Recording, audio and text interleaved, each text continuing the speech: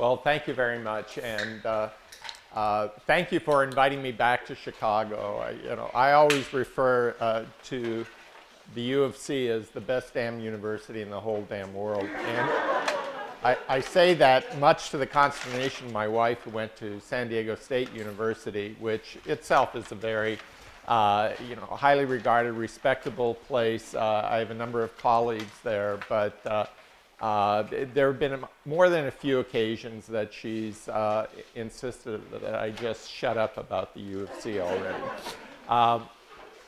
But I'm very thankful to be here today to talk to you about the world from my vantage point. And I was thinking as I was, after being asked to present and putting this presentation together, and then looking at the final product, it's really a good illustration of how my mind tends to work. And in part, it's because I get the greatest enjoyment when I'm trying to address two problems or solve two problems, at least two problems simultaneously.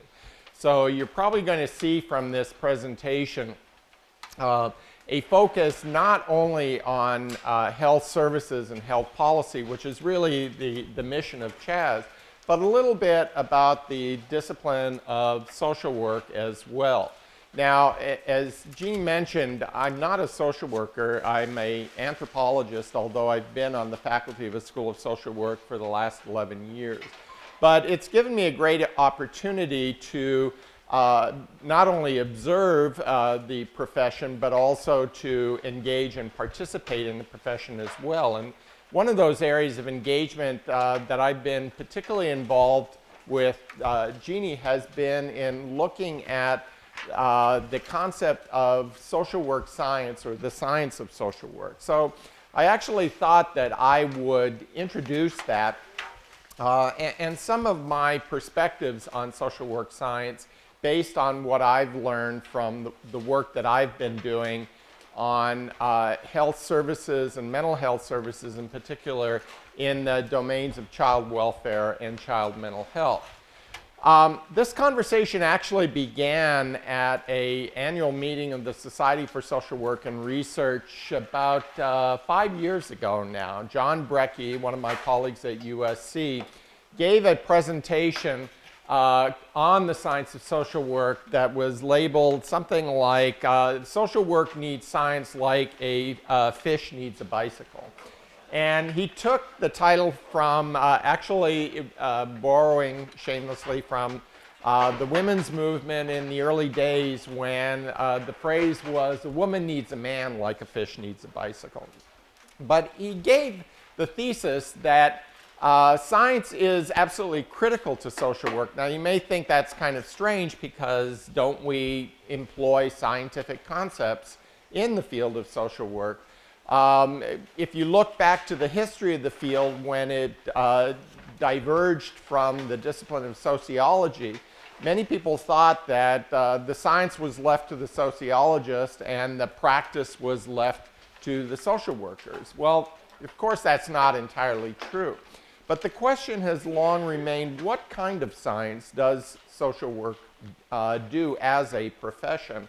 And how do we demonstrate, particularly in an era where we're working in transdisciplinary environments with professionals from other disciplines, that we are rightful to have our place at the table by virtue of our methodology. And so a lot of what I've done over the years has focused not just on the problems that social workers are challenged to solve, but the ways that we solve those problems with the methods that we use.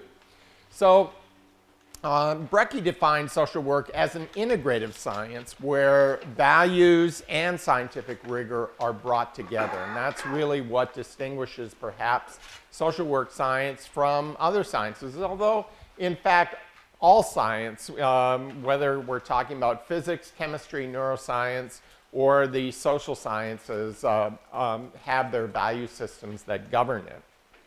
But what makes us particularly distinctive is the fact of how we employ that science in order to solve major problems. So Brecky identified two demands of social work science. One, understanding the problems that confront the communities that we serve, and then the development of solutions to those problems, the change strategies that he described them. We do it using three core constructs, the biopsychosocial aspect, the person and environment approach, and service systems for change. The fact that we do this not as isolated individuals, but as representatives of systems that are dedicated to serving vulnerable populations in the community at large.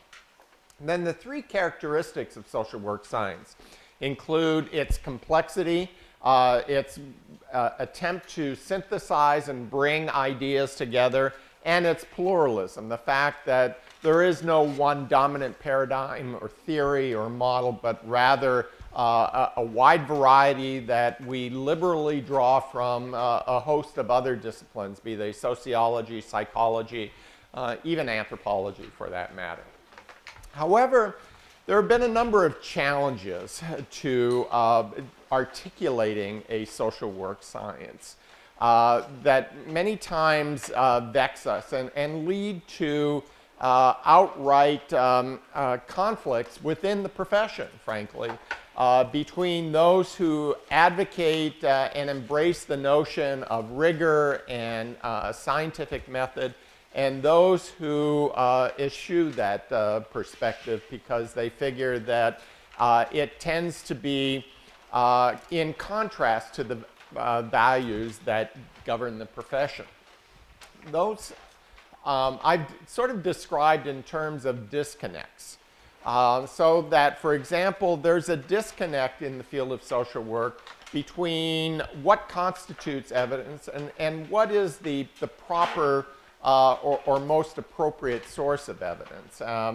In this case, whether that evidence comes externally through sources that are meant to be global in nature versus evidence that's more locally generated. Second disconnect is that between the notion of evidence-based practice and practice-based evidence. The third, between evidence-based practice fidelity and adaptation of those practices. And then finally, the disconnect between the production and consumption of evidence, of research evidence. What I'm hoping to do today is sort of illustrate how I've been looking at those disconnects and trying to resolve them through the work that I've been doing in the field of child welfare and child mental health. But just to give you a bit of elaboration as to what I mean about the disconnect. So the disconnect between global and local frameworks and evidence.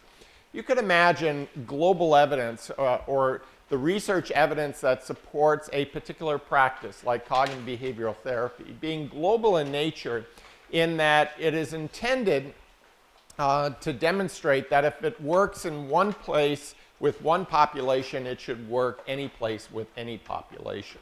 So that it's external in the sense that it originates usually by researchers, often outside of an agency or jurisdiction, but it's based on certain standards, its own value set, in this case, the standard of scientific rigor and what that means in terms of validity and reliability. But it also places emphasis on generalizability or the transferability of findings from one context or one setting to another. Whereas a local framework or local evidence is more internally focused. It's the kind of evidence that an agency uses when trying to determine what the needs of their particular clients are, or whether they're achieving their aims and objectives. It's often based on personal experience. So a therapist who's been working with kids and families for 20 years either does or doesn't have a sense of satisfaction that they did a good job with all the clients that they've seen over that period of time.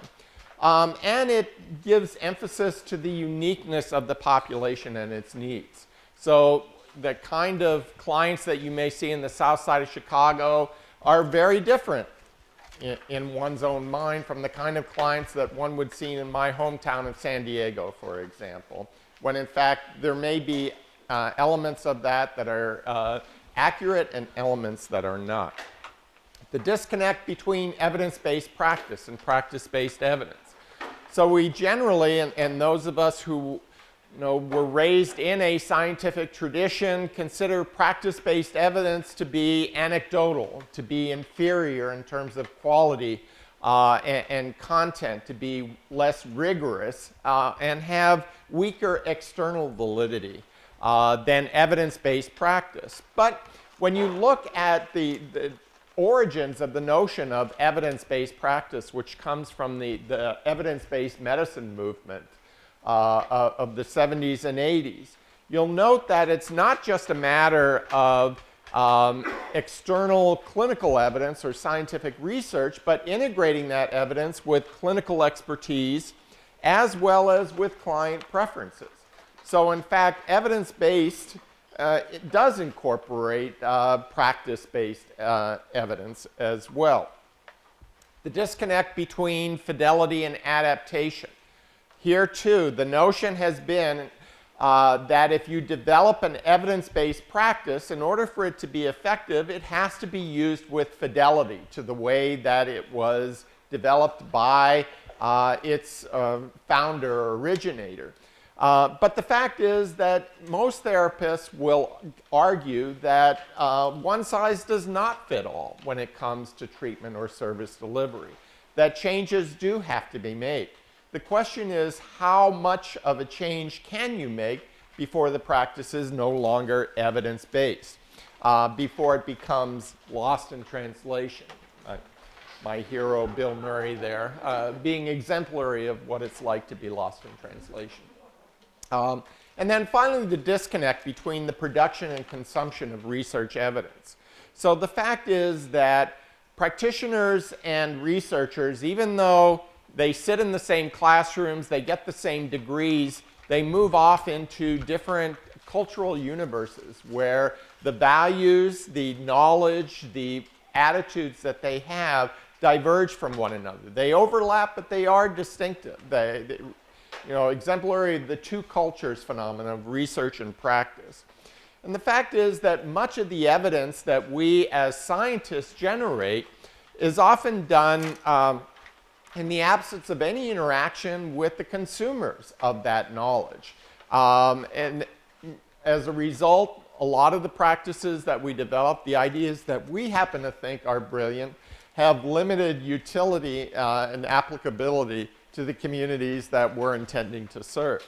So consequently, not all of the methods that we use, are aligned correctly with the nature of the problems we're trying to solve and the policies that are developed to solve those problems.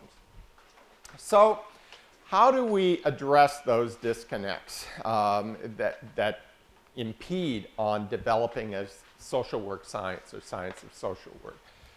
My argument is that a potential model for doing so lies in the burgeoning field of implementation science. And that's a science of the methods for the uptake of research findings in a systematic way and other evidence-based practices, which is intended to improve practice and improve the outcomes associated with practice, thereby influencing or improving the quality of the service that we deliver. There are three pillars to implementation science that guides the work of most in this field and are reflected in the work that I'm going to be describing today. The first is the use of frameworks and models. Three of the most common frameworks or models that are used in the area of child welfare and child mental health include what's called the Epis Framework, Epis standing for Exploration, Preparation, Implementation, and Sustainment. That was developed by Greg Ahrens and colleagues.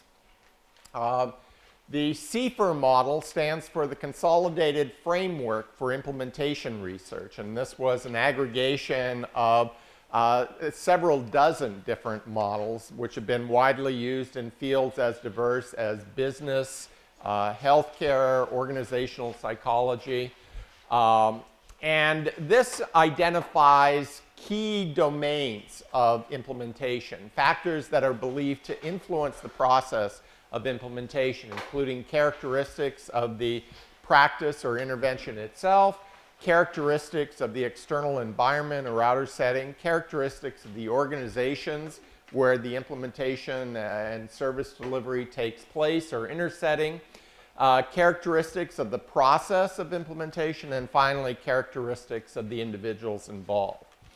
And then the third widely used model was developed by Russ Glasgow and his colleagues, called the RE-AIM model. RE-AIM standing for Reach, Effectiveness, Adoption, Implementation, and Maintenance. And these also represent different aims or objectives of the process of implementation as well. The second pillar has to, or involves the use of strategies that are designed to facilitate implementation or scale up evidence-based practices. Among the more widely used models are the ARC model, developed by Charles Glisson and his colleagues, the University of Tennessee, ARC standing for Availability, Responsiveness, and Community.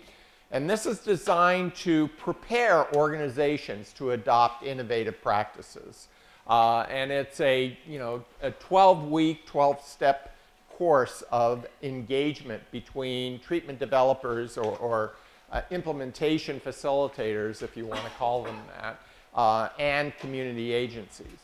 The Ihi Breakthrough Series is another widely used model, focusing or centering on the use of learning collaboratives to facilitate implementation, and taking these collaboratives through a systematic framework called Plan, Do, Study, Act, where they're exposed to new information, new ideas. They engage in a process of trial and error before fully implementing them in their organizations.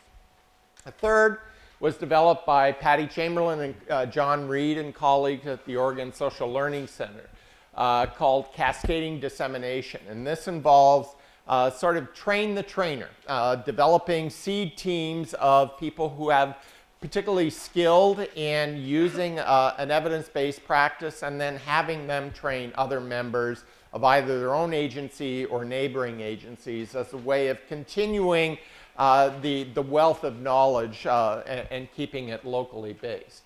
And then finally, a team, a approach that was developed in California called the Community Development Team Model is also a learning collaborative of sorts that involves a bringing together of stakeholders in counties or agencies with shared interests and shared goals, and then problem solving and providing technical support. But its emphasis really is on network building and the role that networks can play in facilitating implementation. And then finally, the third pillar of implementation science lies in methodological innovation. So in part, that involves looking at alternatives to the traditional randomized controlled trial methodology that carries with it certain limitations when applied in community-based settings where the focus of study may be the organization rather than the individual therapist or the individual client, where the external validity may be limited by virtue of the demands that are placed on ensuring that internal validity is adhered to. So there are a number of alternative designs that have been developed and rolled out in recent years that have proven to be potentially of better value in facilitating the scaling up of these practices than the traditional RCT. Community-based participatory research, I'm sure you're all familiar with that, as a way of not only ensuring that the research is community relevant, but that community partners or stakeholders participate in that process. Perhaps no more so in any field of science than in the challenge of translating science into practice does the CPBR approach make sense. The use of systems approaches to methodology, like social network analyses, is increasingly being used. And then finally, mixed methods. So this is where someone who was trained as an anthropologist and as an epidemiologist begins to play a bit of a role in the field, and looking at ways that not only can we engage in moving beyond parallel play of having somebody with qualitative methods participate in a project with someone with quantitative methods yet never interacting with one another, can actually learn to speak the same language and contribute to one another's work.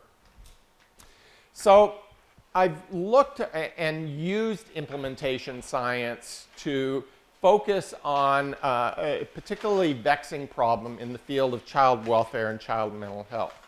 That problem is governed by the fact that most research, even today, shows that 1 out of every 5 children living in the United States is in need of mental health services of one form or another. Then there are particular subsegments of that population that are in particular need. Those who are involved in child welfare systems, for example, whereas currently it's estimated over 400,000 youth are members of families that are involved in one or another child welfare systems. Within that system alone, more than half of those children are in need of mental health services. Now, over the years, we've spent hundreds of millions of dollars developing evidence-based treatments, interventions, programs to address this need. These are just a list of some of them.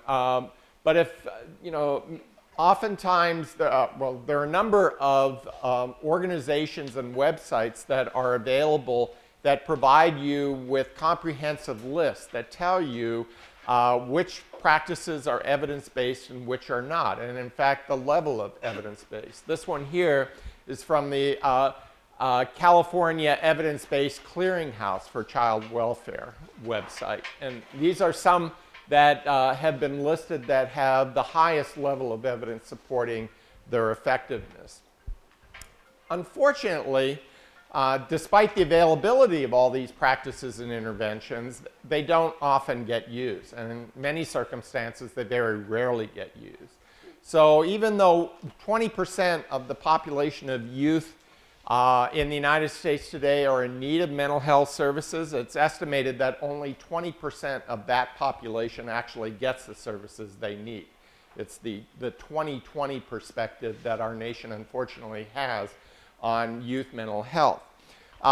If you look at youth services, Kimberly Hoagwood and Serene Olin estimated that 90% of the services or the systems that provide these services don't use evidence-based practices. They're using a lot of things that they were trained to do, but that are lacking in evidence to support them, and in some instances don't have any evidence indicating that they're any more effectiveness than doing nothing.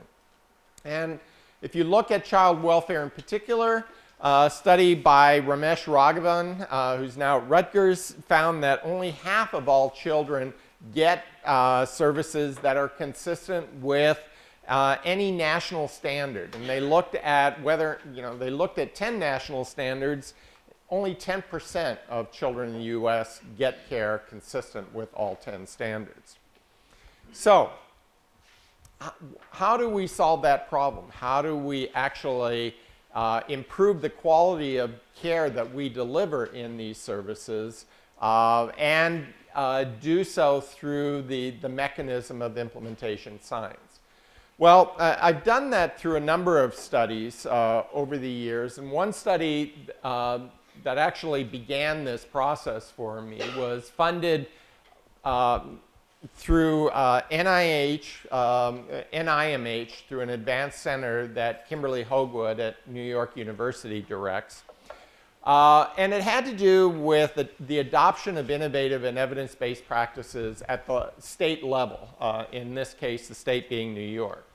And this study sort of introduces the notion of the disconnect between global and local services. So just to give you some background, The focus of the parent project was really to understand how stakeholders, whether it's the people who develop policy in Albany or the people who implement that policy in over almost 350 clinics around the state of New York, view adopting evidence-based and other kind of innovative programs and practices, and what factors drive the adoption of those practices, in some instances the deselection, in other words, giving up on them.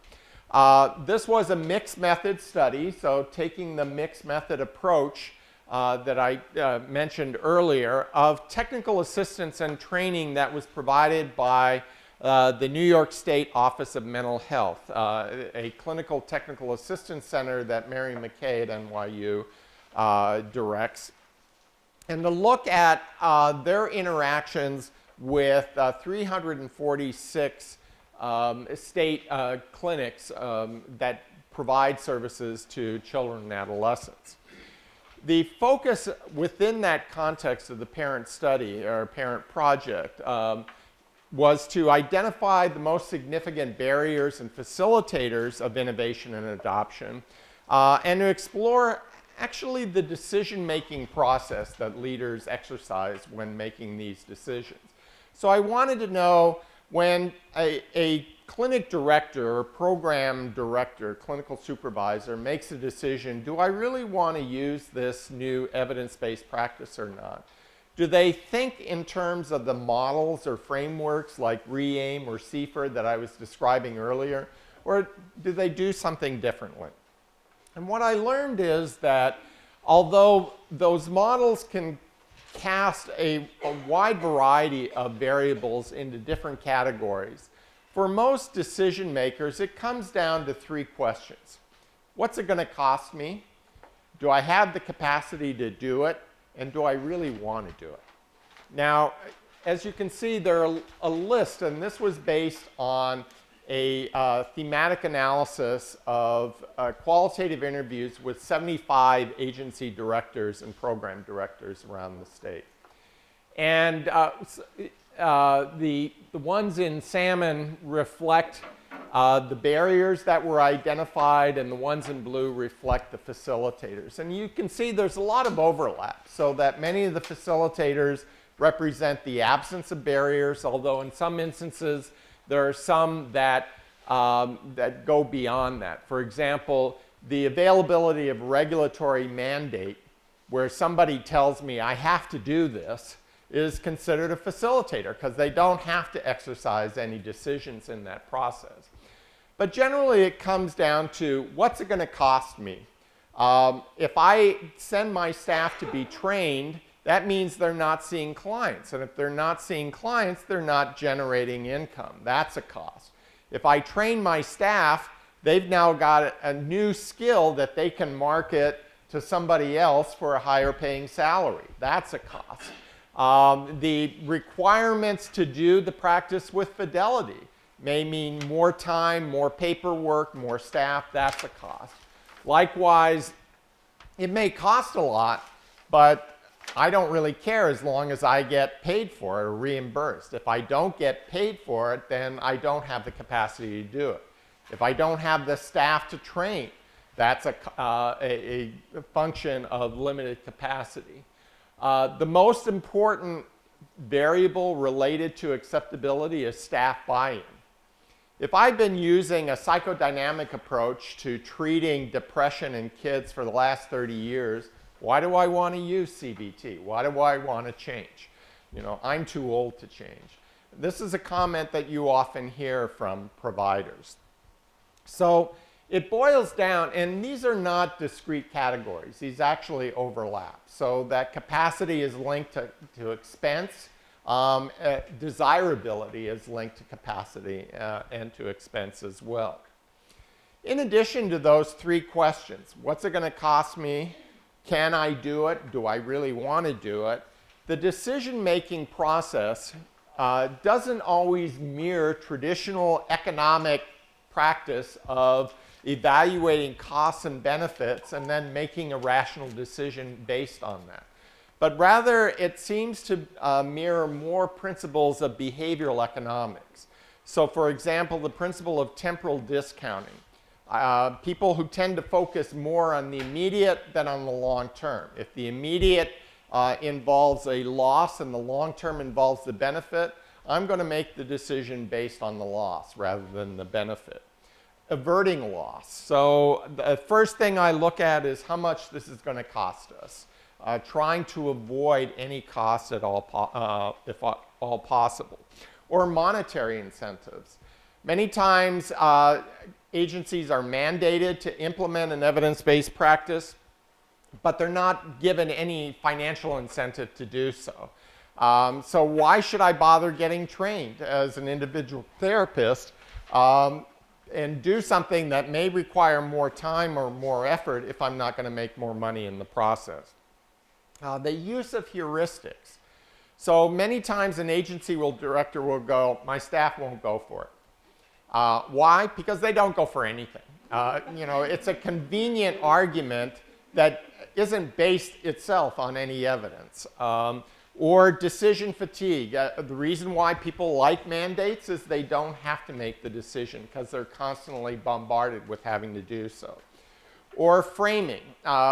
Many times how a new practice or program is introduced to an agency can make a big difference as to whether or not they accept it. Marketing is another word of describing that.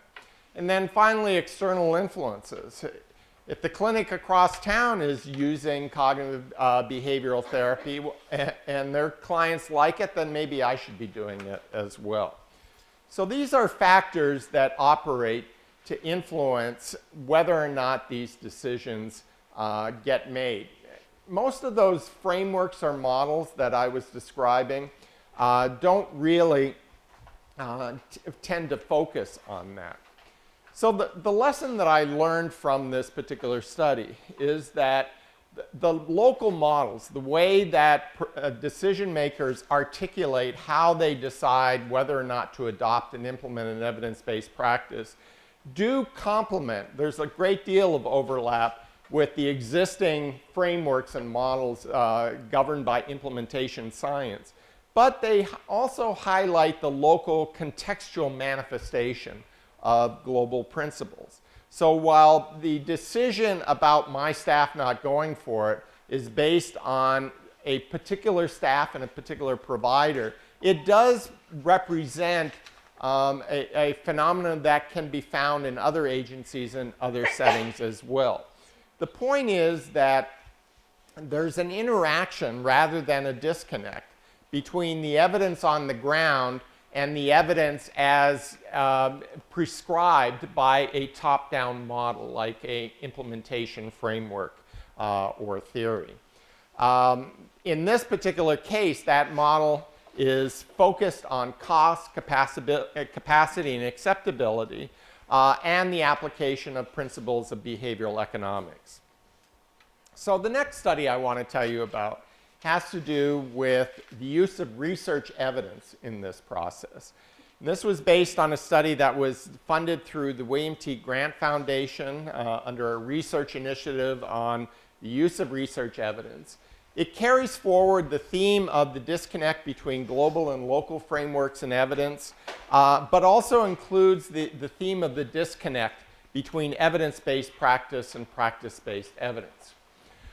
The motivation behind doing this study was that when you implement evidence-based programs and practices, inevitably you use evidence of one form or another as part of that process, either to identify which program or practice is appropriate in your setting, to support the decision that you make for that adoption, and to support the implementation strategy that you use to facilitate that adoption. But the extent to which the use of research evidence contributes to that implementation, it really is still pretty much a mystery. So in this project, I was interested in understanding and measuring, actually, the use of research evidence in public service systems that were participating in a large randomized controlled trial I'll tell you about in just a second. and then prospectively determine whether that use of research evidence predicts the stage of implementation of the adoption of a particular evidence-based practice. So this was done in a NIMH-funded randomized controlled trial called the CAL-O study. CAL for California, O for Ohio. It was done in 51 counties, 40 in California, 11 in Ohio. And it looked at the effectiveness of one of those implementation strategies that I was describing to you earlier, community development teams, in scaling up the use of an evidence-based practice called treatment foster care Oregon, formerly multidimensional treatment in foster care. It was an adaptive or rolling randomized controlled trial in which these counties were randomized into cohorts and then randomized within the cohorts into two conditions, either participating in a community development team or engaging and interacting with the treatment developer as one normally does. What I learned from this study was that the networks of the study participants, and these are all leaders of child welfare, child mental health, and juvenile justice systems, engage in various degrees of interaction and networking with one another. And they routinely create and utilize these networks for information and advice, particularly when they want to know about best practices or innovative practices, as well as pooling resources when deciding to implement an evidence-based practice. In looking at the structure of those networks, what we learned was that depending upon where you lie within that structure and your role within that structure, you were more or less likely to advance in the process of implementing treatment foster care Oregon. So that the larger the network that you participated in, as you can see in this diagram, there's one giant network and then there are a number of smaller isolated networks. But the larger the network and the larger a network, or the larger in degree centrality, which is a measure of the extent to which other people come to you for information and advice, the further along you were in implementing an evidence-based practice. Now, of course, Roger's theory of innovations would say that's exactly what should happen, because if you're an early adopter, people are going to come to you looking for information and advice on how you did it, and that's certainly what we found. We also learned that you can actually influence this structure through strategies like community development teams. So when you look at the networks of those participating in the community development team versus those in the control condition, you can see there are many more smaller segments in the control condition than in the community development team condition. So the CDT, which was designed to network people, actually accomplished what it set out to do. The fourth lesson was that research evidence and using it does inform policy and practice. So when we looked at the engagement in the use of research evidence, we found that it was significantly associated with stage of implementation and the completion of activities within a particular stage. So 3 stages reflect phase 1, reflecting pre-implementation, phase 2, implementation, and the third phase, sustainment. And we found that with respect to total engagement, which is the total score, you could see that stage of implementation was significantly associated with the total engagement, as well as specifically with the degree by which you acquired information or input and the degree to which you applied that information in decision making or output. Implementation, in turn, was significantly associated with more clients being served, as well as greater competency in the delivery of services to those clients. Nevertheless, while use of research evidence does inform policy and practice, not all evidence is created equal. so that decision makers give priority with respect to how evidence is acquired or accessed, evaluated, and applied. In many instances, for example, the decision has already been made to adopt, and the evidence is just used to support that decision. In other instances, unfortunately, particularly with respect to child welfare, decision is made not to use the evidence because there's no money to fund the practice itself. So why even bother going there if there's nothing to come as a result of that search for information and an evaluation? In California, this was done during a time when the state was in a severe recession, 2010 and 11, and while mental health had access to the Mental Health Services Act funding to supplement the loss of revenues from the state, while juvenile justice had the chronic offender funding to support its programs, child welfare had no additional sources of funding to support the loss of revenues from the state. So,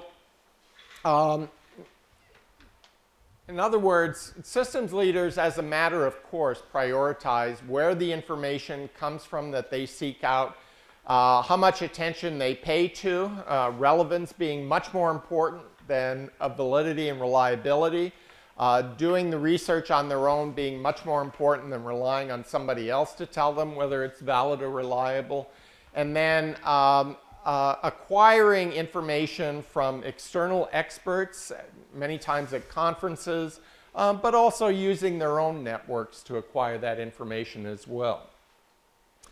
But in addition to the use of evidence-based research evidence to support evidence-based practice, systems leaders also incorporate practice-based evidence in that decision-making as well.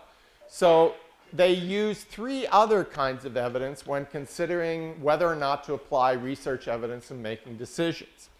Evidence of the resources necessary and available for making use of the research evidence, or the supply of evidence and the supply of resources to support that evidence use.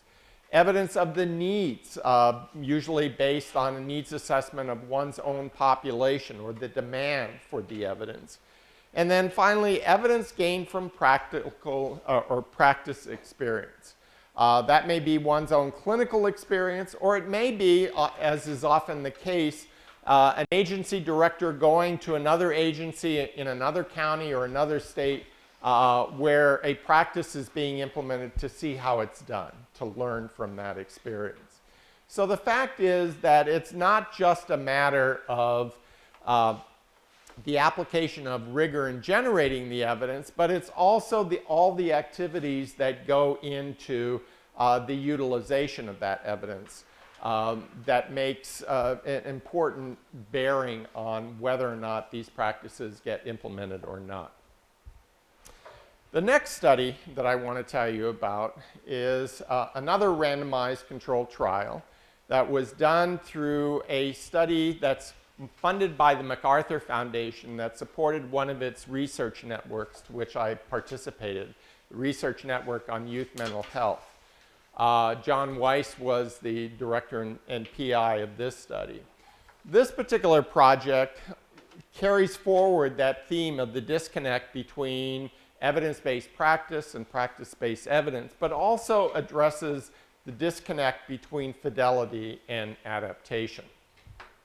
Now, in this study, the intention was to evaluate the effectiveness of two different forms of evidence-based practice. One being the standard manualized approach.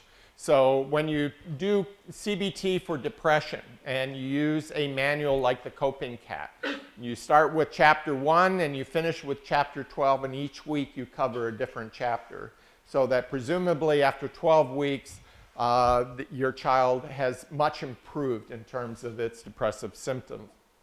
But generally, that's not how clinicians provide practice.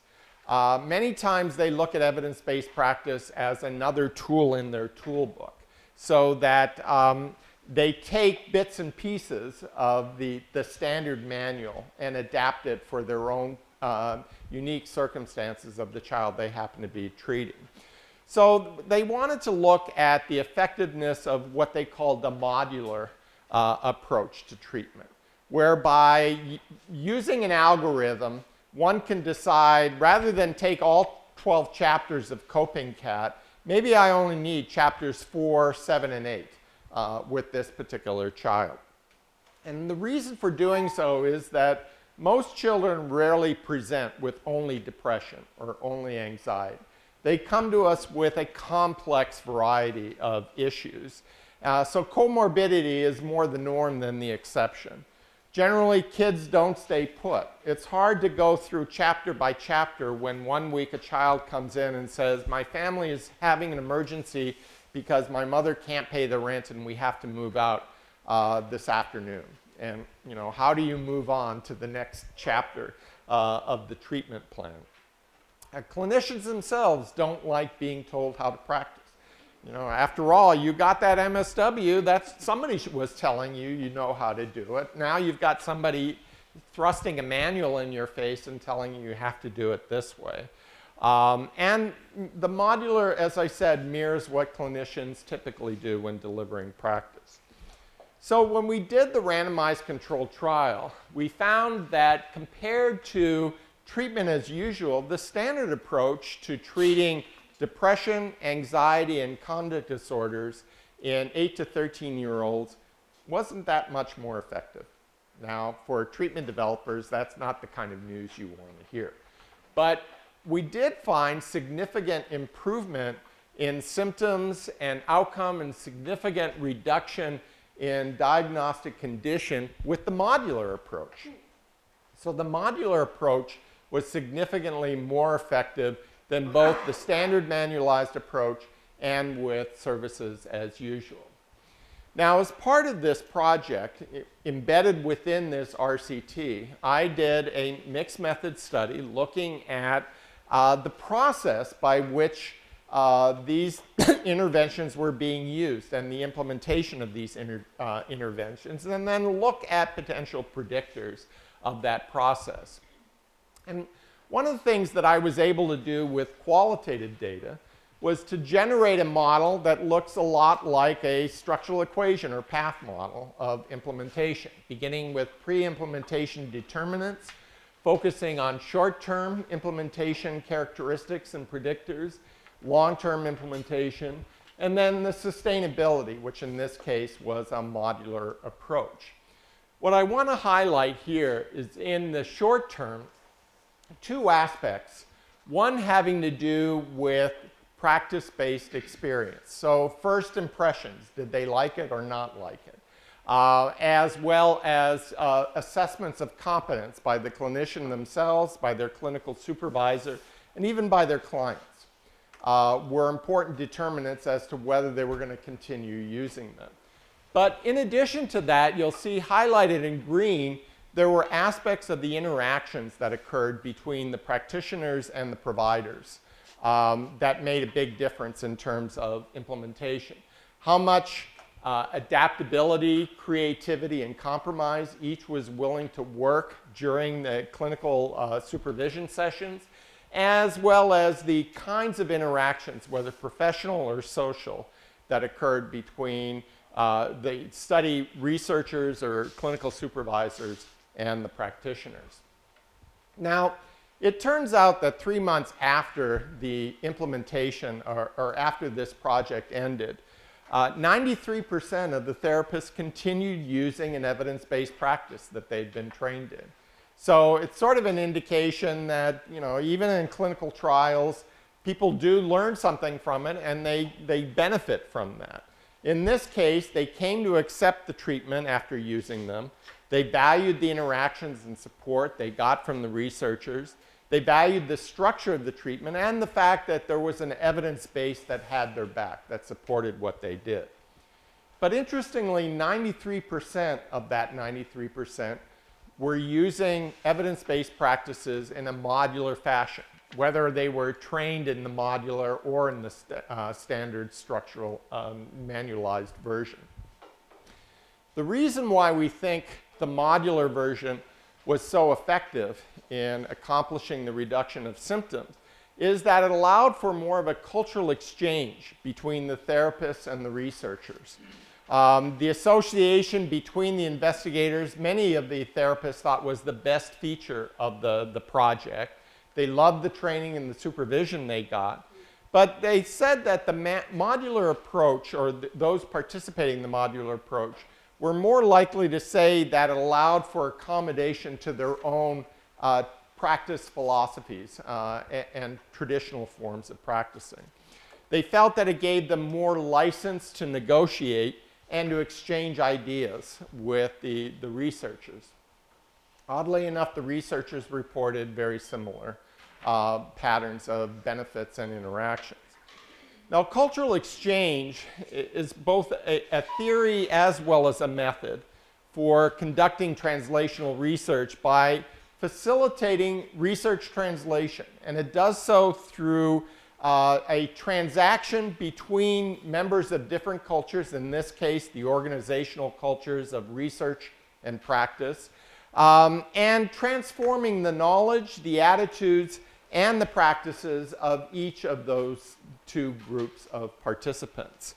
So that what you end up with, while you may begin with a organizational culture of the researcher that is global in nature, and a culture of the practitioner which is more local, focused on practice-based evidence, that over time, through collaboration, those two cultures begin to interact and begin to resemble one another. So what you end up with is a new culture that has elements of global generalizability, externality, as well as a local culture that is grounded and based on practice-based experience. But ultimately, it's a product of debate and compromise, so that while the standards of scientific rigor held by the researchers and the standards of local relevance held by the practitioners remain engaged, they may not necessarily represent 100% of what they looked like when they were operating in isolation from one another. So this brings me to the final study that I want to tell you about, and how that exchange occurs in partnerships involving researchers, practitioners, and policymakers. And this too was funded through the William T. Grant Foundation. We were tasked by them to describe the structure and operation of successful research practice partnerships and to look at or identify their core elements. We did so through 3 case studies, and these, admittedly are case studies of partnerships that I've been involved with in one form or another over the years. The first having to do with the Child and Adolescent Services Research Center at Rady Children's Hospital in San Diego, and the San Diego County Behavioral Health Services and Child Welfare Services systems of care. The second one having to do with the New York City Administration for Children's Services and the Oregon Social Learning Center. And then the third with NYU's CTAC and IDEA's Advanced Center and the New York State Office of Mental Health. In looking at what made these 3 examples so successful, we identified 5 major themes. The fact that the participants in these partnerships were flexible, willing to accommodate to one another's needs. They were sensitive to one another. They exhibited clarity or transparency in all of their actions or interactions. They engaged in a philosophy of mutualism. In other words, Saul Alinsky's adage of mutual self-interest. So even though they had their own agenda, that they realized that they were part of a bigger picture and that their contributions enhanced the value not only for their partner but for themselves. And that they were partnerships distinguished as teaching and learning organizations. The fact that they gained satisfaction from educating partners but from learning from their partners as well, characterized these partnerships. So the one thing we wanted to know was, is there a single, simple model of a successful partnership? What is it that makes for a successful partnership? And the answer was, there is no one singular successful model, because each of those 3 case studies illustrate 3 different models of the interactions involved between researchers and policymakers and practitioners. In one model, the leadership is exercised by somebody who has both research and policymaking and practitioner experience. In another, the focus is on both generating and disseminating knowledge, but not always in equal amounts at the same time. And then the third involves engagement in both research as well as technical assistance, but again, not equally at the same time. So if you take a CPBR model, you might come to the conclusion that all of these should be in equal amounts. But there are instances in these partnerships when in certain circumstances the researcher is the leader, and in other circumstances where the policymaker, the practitioner, is the leader. In some circumstances where the focus is on doing an NIH-funded study and generating knowledge, or providing technical assistance and disseminating that knowledge. And then finally, where the focus is doing research or doing technical assistance. So they may vary in the context of one setting or another, but generally they involve elements of both. So that when you look at the common elements, there are some that are functions of intrapersonal characteristics like trust, commitment, openness, honesty, interpersonal characteristics like trust and communication, organizational characteristics like the roles that people assign themselves or assigned by others, the distribution of funding, their goals, the transparency, and then environmental characteristics, whether there's money to support the partnership or not, or whether there are resources or demand for that partnership. But in the end, what these partnerships do is they build upon the existing organizational cultures of research, policy, and practice, and they lead to the generation of a new culture that contains elements of all 3. So what have I learned from this experience? Probably 3 things. 1, innovative methods that can link global and local frameworks and evidence-based practice and practice-based evidence I see as critical to a science of social work. 2nd, research, practice, policy partnerships. If we are an applied science, then we have to be a science that brings in the consumers of knowledge and not merely limits it to the producers of knowledge. And then 3rd, and most importantly, the transformation of the organizational cultures of research and practice. Thank you very much.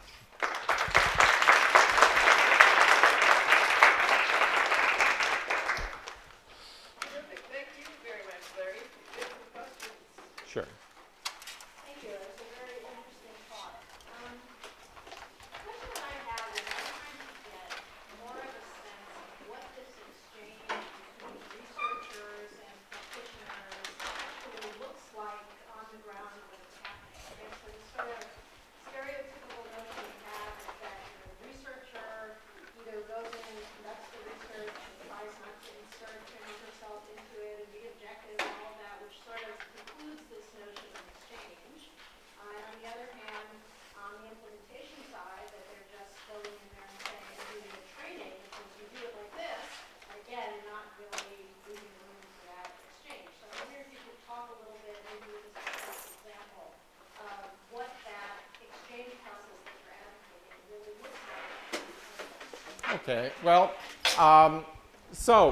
what kind, for example, and I'll focus on the partnership as an illustration that my colleagues at NYU have with the State Office of Mental Health.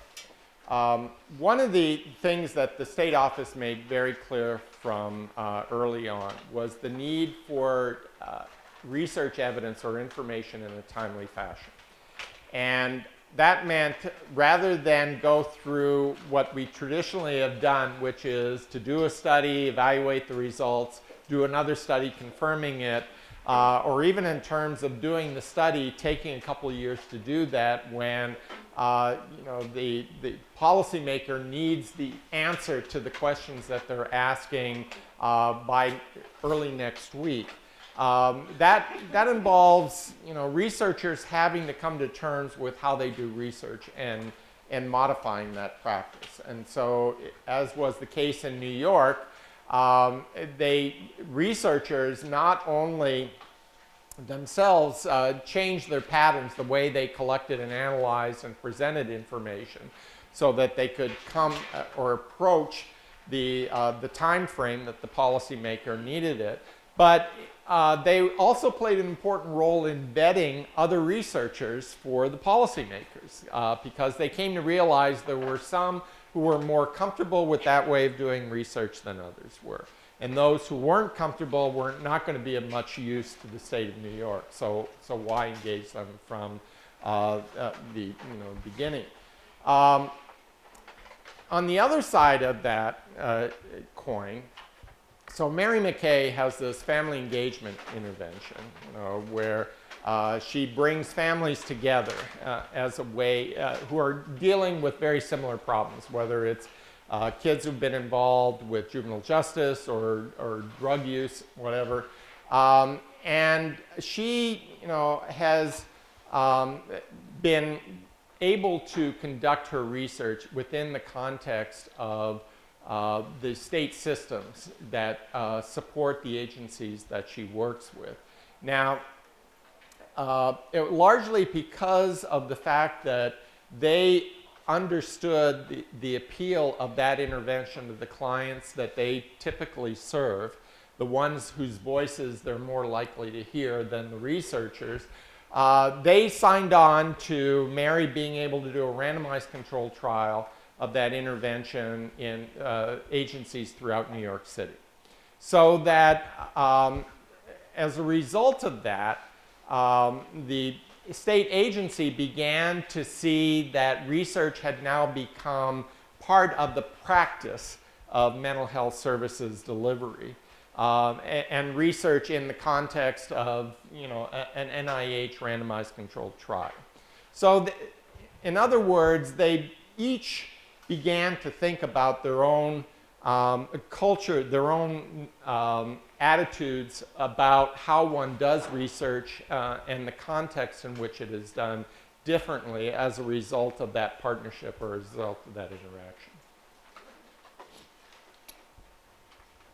Comment, question. First of all, this would be a wonderful lecture for across the midway at the medical school or the business school. What you're describing are these are common problems of all organizations. Mm-hmm. I guess my question is there a body of research out there from the Kaiser Permanente and their ability to manage their medical groups and their hospitals with respect to evidence-based medicine, or from the business school with respect to the problem of business organizations, implementing change of any kind? The answer to that question is yes. Both in medicine and in business, there's been a long-standing focus on the challenges involved in implementation. Where you see a divergence, and maybe this is where a social work perspective is different, is more of a focus on relationships in the work that I presented to you. So in business, the focus is on roles within an organization, a focus on leadership and the influence that leadership has in changing practice throughout the organization. In medicine, it's a matter of implementing new systems of care. For example, monitoring. Nowadays, Kaiser or the VA actually has probably done more in this area than systems like Kaiser, but looking at how reminder systems and getting physicians to routinely ping their patients about diabetes management, for example, is making such a big impact on patient outcomes. But I think where social work diverges from that trend or tendency is that interactions and relationships are a natural, again, using a scientific analogy, a natural laboratory for us. Yes? I've got a question. I was struck by, I think it was the third study where you said practitioners tended to use the intervention of the EVP in a modularized and modular way, Mm-hmm. whether they were trained in a modular format or in a systematic Yes. manualized format. I'm just curious, have you or others looked at sort of the differences in those two groups? Because it seems like there's some really interesting questions there. If for instance, the folks that were taught in a more manualized way, did the way they delivered it in a modular way resemble the modules that were taught in the modularized way? So in other words, like that's an exchange where practice-based evidence, like if their digestion of the whole manual and then the delivery of it in a modularized way matched the modularized training, then you could say, well, we're delivering this modularized training in a good way. And you also might argue that training folks in this system is like the entire manualized way, but offering them the option of modularizing, then it doesn't just become adoption, but it becomes a form of adaptation. Right. They select ways to implement it in particular. Exactly. The data that I presented you are all self-report that came from interviews and focus groups. I don't think, they did collect observational data in the form of videotapes of interactions. So, but that was while the study was being conducted, and the data that I presented was after the study was over, so they weren't participating in the RCT any longer. I think that's a fabulous question. It would be interesting to see if the folks who are trained in the standard approach, now doing it as a modular approach, how similar or different from the folks who were trained that way. The reason why I introduced that study in the context of fidelity and adaptation is that the modular approach itself is a strategy for implementation. So Bruce Charpita, who developed the modular approach that we tested, has been focusing on common elements of evidence-based practice as the key, so that every intervention comes with its bells and whistles. But what makes it work is a core set of principles or a core set of activities that, whether you're talking about coping cat or any one of a dozen forms of cognitive behavioral therapy, operates the same way for the same reasons. But the fact that you can deliver it in a modular fashion and overcome, clinician resistance to change and innovation means that it's not just effective in producing an outcome, but it's effective in terms of getting people to use it. Even if they're not using it as the treatment developer had originally envisioned. Yes? Just to add on to that, when people are using the modular approach, are they applying all the aspects of the innovation just in different segments and different orders? So they do it, yeah, so they do it a couple of ways. They do it either, everything with some patients or some things with every patient, but not everything with every patient. There's an algorithm that enables you, based on the baseline data that you've got, that helps you select the modules to focus on. So you're essentially making decisions from one week to another based on the outcomes that are monitored. See, modular approach also succeeds by virtue of providing real-time feedback to clinicians, real-time in this case of once a week. So they also developed an electronic dashboard that graphs how well the child is doing from one week to the next. And if they're not doing so well, what life events or what clinical events may have influenced that. that's also part of the decision-making process. So in terms of taking the modules, the algorithm and the data, the feedback of performance enables you to make decisions about which modules and in which order. Yes? I'm just curious how these consumer groups can be fitted in the framework. Like who are users of these services, and Right. and stakeholders? No, that's a very good question. In fact, I gave a talk presenting some of these, well, actually the last study on the partnerships in March gave a talk on Capitol Hill, and there were representatives from consumer groups asking that very question.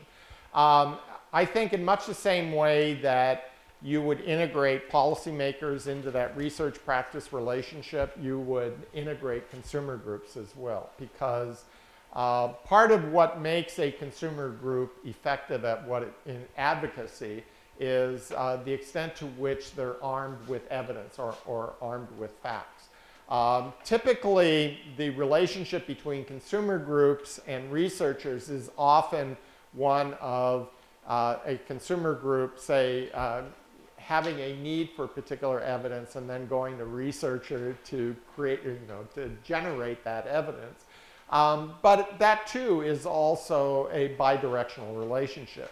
And it's one that could potentially inform how advocacy groups do operate. So, in mental health, you've got NAMI, you've got a number of national, state, local level groups that have very structured way of accomplishing their mission.